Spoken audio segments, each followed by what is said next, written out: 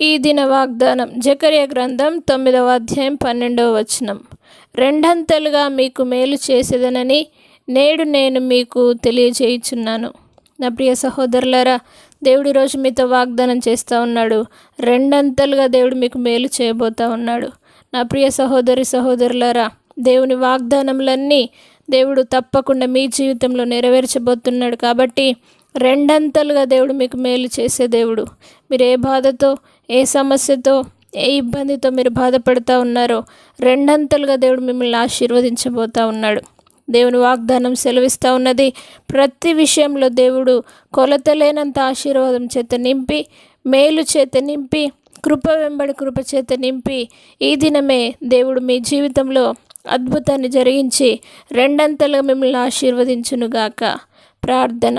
పరిశుద్ధుడా, నమ్మదగిన దేవా, రెండంతలుగా మీకు మేలు చేస్తానని సెలవిచ్చిన దేవుడు.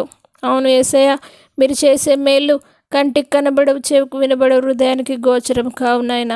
దేవా, మీరు చేస్తున్న మేలంతటిని బట్టి నీ కృతజ్ఞతాస్తుతులు చెల్లిస్తున్నాం.